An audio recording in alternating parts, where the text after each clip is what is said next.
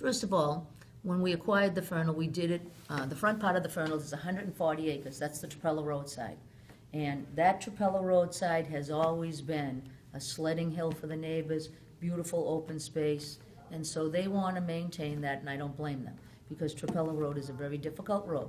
So what I envision over there is when we take down those buildings where the cottages were, and in Malone Park, that we can have an actual pond that can be used for summer, for winter activities, and have, you know, various recreational activities around that. So we would have swimming, pond, then we'd go over and maintain the sledding hill, and then I think with the combination of some of the buildings there, we could have great recreational opportunities out front and preserve the open space. Now in the back, I believe that there should be an opportunity to reuse some of the buildings. So for example, I'd like the Historic Commission to basically have one building so that we could have a library to chronicle. It's the oldest oldest institution in the Western Hemisphere for the mentally handicapped. So I think we have to chronicle that, and I think there could be some housing there, reusing some existing. I only think about 10 buildings are worth it,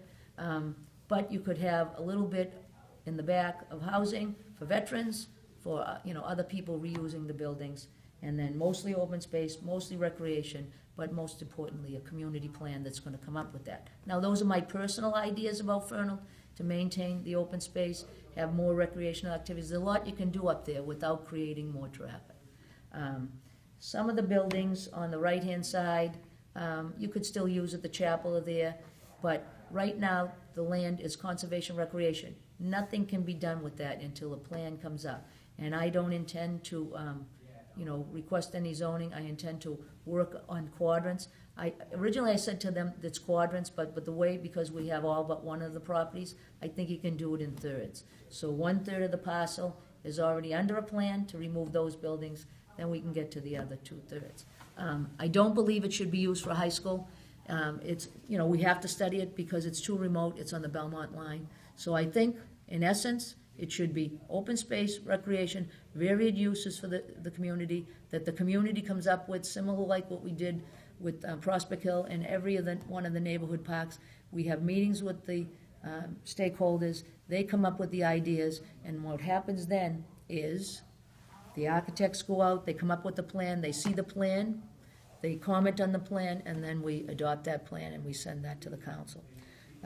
And then I think there can be some housing. What I do not want to see is what they want. Developers want this property big time.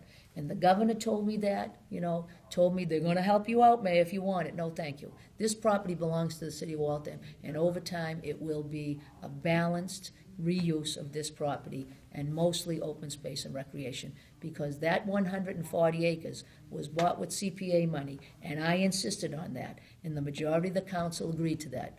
My opponent didn't agree to it, but the majority of the council did.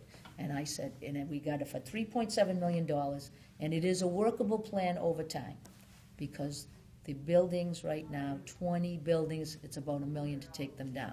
Some of the other buildings are more challenging, but over time, the city can take care of that.